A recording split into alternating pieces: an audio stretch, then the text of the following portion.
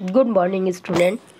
आज हम हिंदी पाठ 17 चुनाव प्रक्रिया कब, कैसे और क्यों होती है उसकी जानकारी प्राप्त करेंगे। बच्चों, जब चुनाव होते हैं कि हमारे देश में लोकतंत्र प्रणाली चलती है कि जो लोगों के द्वारा चुना जा गया प्रतिनिधि ही वह अपना कार्य करता है देश को चलाने के लिए। बच्चों, उसी की जानकारी आज हम इस पाठ में प्राप्त करेंगे कि चुनाव किस प्रकार होते हैं। पाठ 17 चुनाव प्रक्रिया कब, क्या व कैसे। बालकनी में दादाजी मुड्डे पर बैठे थे, अखबार पढ़ रहे थे। दीपक बाहर खेल रहा था। कुछ लोग फाटक खोल बंगले में प्रवेश करते हैं। तभी दीपक बोलता है और दौड़ता हुआ आता है। देखो दादाजी, ये इतने सारे लोग आपसे मिलने क्यों आ रहे हैं। दादाजी बोले, बेटा अगले माह विधानसभा के चुनाव होने वाले हैं ना, इसलिए चर्चा करने आ रहे हैं। दीपक, दादाजी ये चुनाव क्या होते हैं। दादाजी, बेटा चुनाव में जनता अपना मत देकर अपने प्रतिनिधि चुनती है। दीपक, प्रतिनिधि?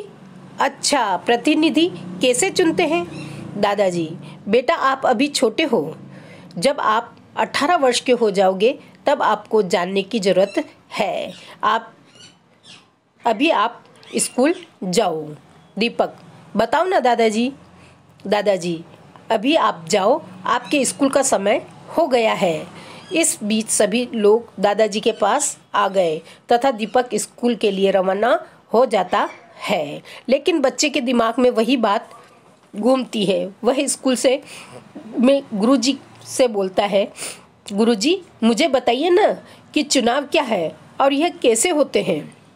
गुरुजी, हाँ, आज दीपक ने बहुत ही महत्वपूर्ण प्रश्न पूछा है। मैं आप सभी को चुनाव प्रक्रिया के बारे में बताता हूँ। लोकतंत्र में सरकार बनाने के लिए चुनाव की प्रक्रिया अपनाई जाती है।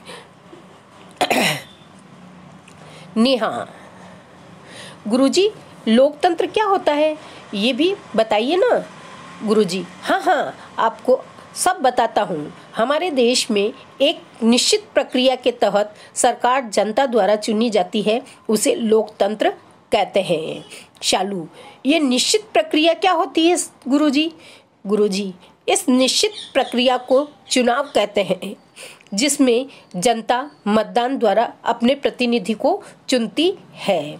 नेहा, ये प्रतिनिधि कौन होते हैं।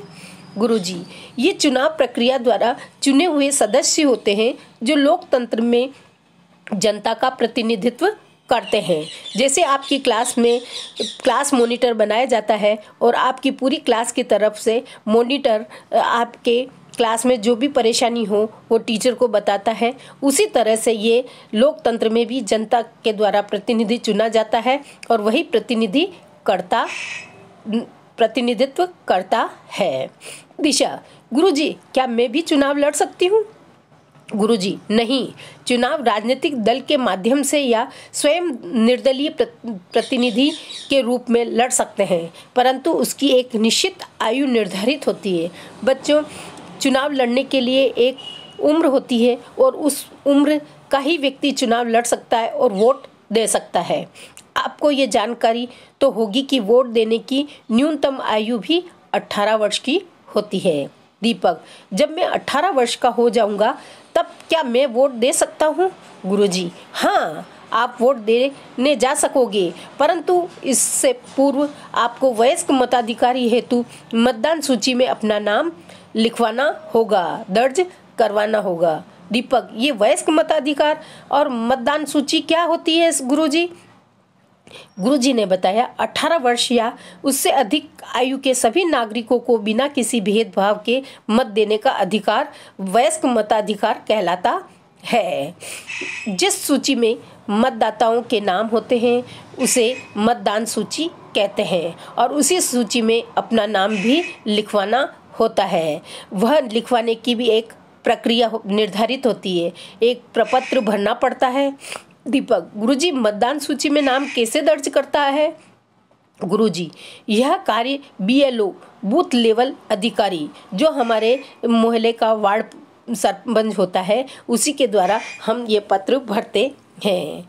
यह स्थानीय सरकारी कर्मचारी होता है जो चुनाव आयोग का प्रतिनिधि करता है कि चुनाव के समय में वो हमारे मोहल्ले का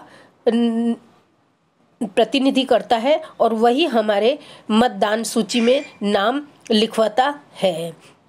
दीपक, अच्छा है, तब तो मैं भी 18 वर्ष का होते ही मतदान सूची में अपना नाम दर्ज करवाकर राष्ट्रहित में मतदान अवश्य करूंगा।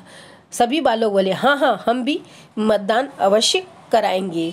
बच्चों, लोकतंत्र जनता का जनता के लिए, जनता द्वारा चुनी गई सरकार को लोकतंत्र कहते हैं। जनता का जनता के लिए मतलब हमारी पूरी जो लोकतंत्र है, लोग हैं, उन्हीं के बीच का एक सदस्य चुना जाता है और वह हमारे ही लिए कार्य करता है, उसे ही हम लोकतंत्र कहते हैं।